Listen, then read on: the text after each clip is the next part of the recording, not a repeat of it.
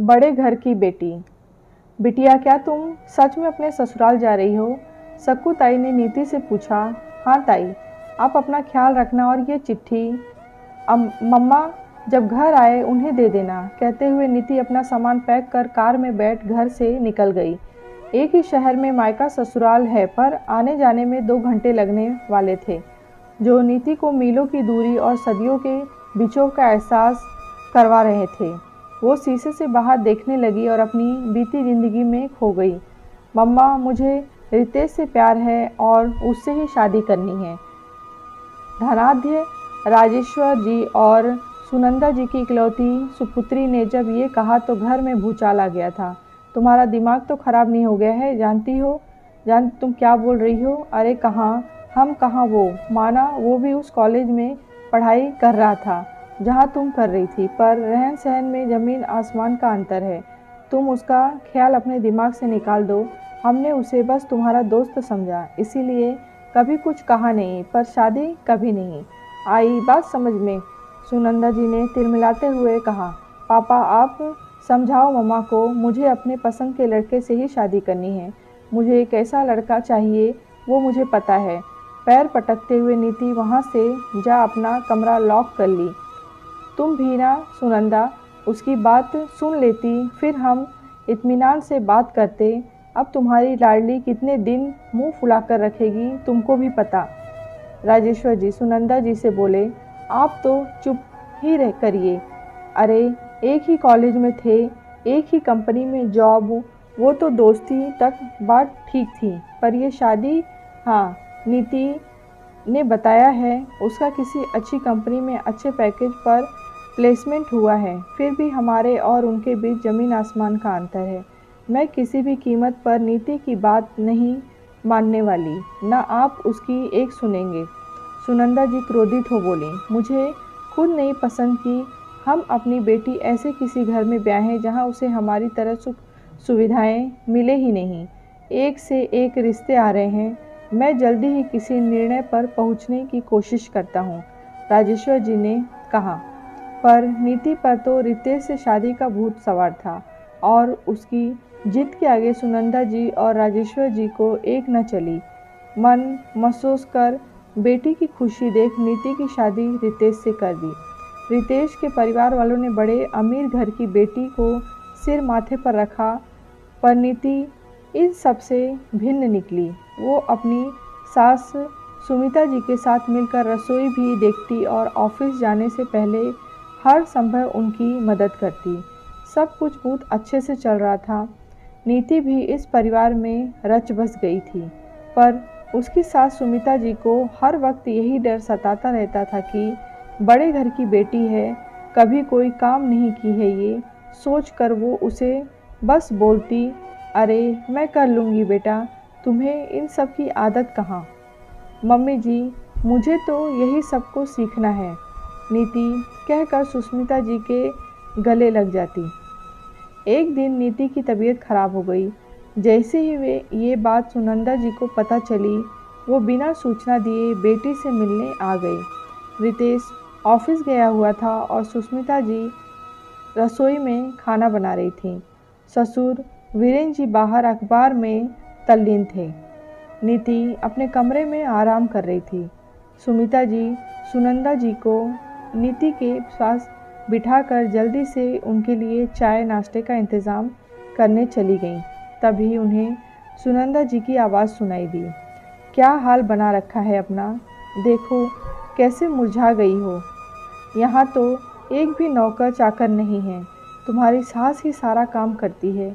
पक्का तुम भी उनके साथ लगी रहती होगी।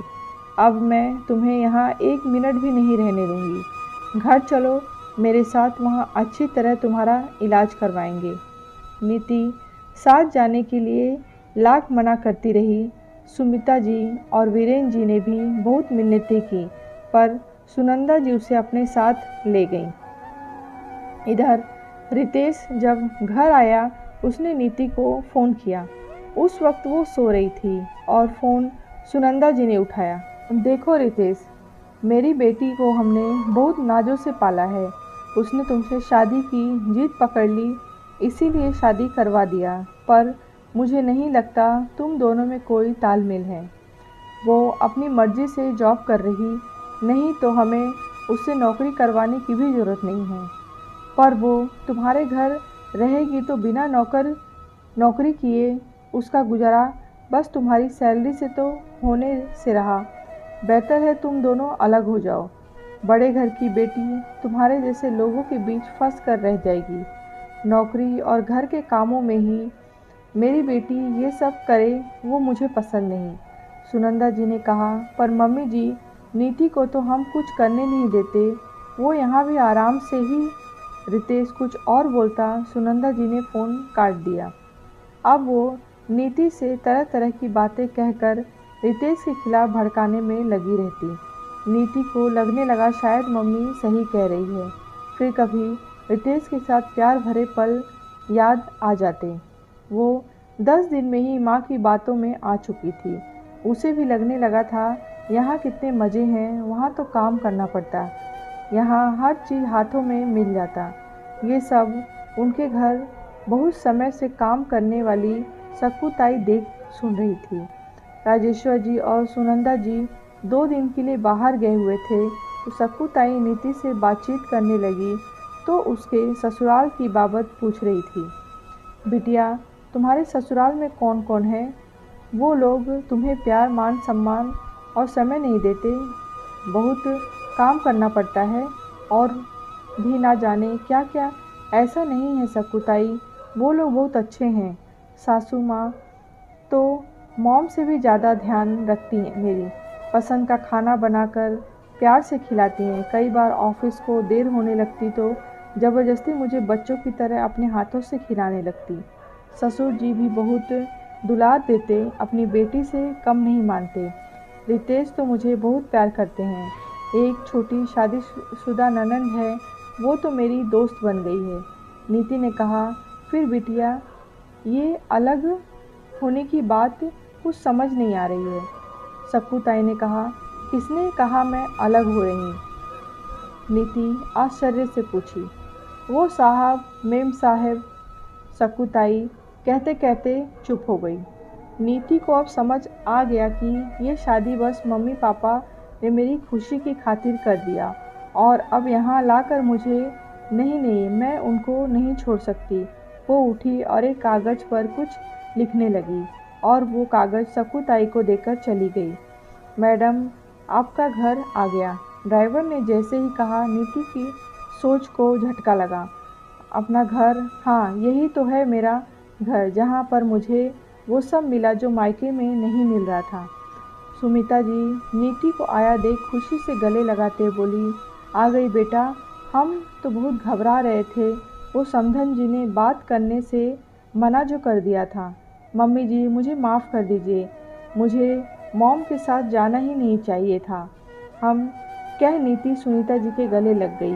उधर 2 दिन बाद जब सुनंदा जी घर आईं, सक्कू ताई ने नीति की चिट्ठी उन्हें पकड़ा दी। मॉम डैड, आप दोनों ने मुझे सब कुछ बिन मांगे दिया, पर जो मुझे चाहिए था वो था अपनों का प्यार और साथ जो मुझे रितेश के परिवार में मिला।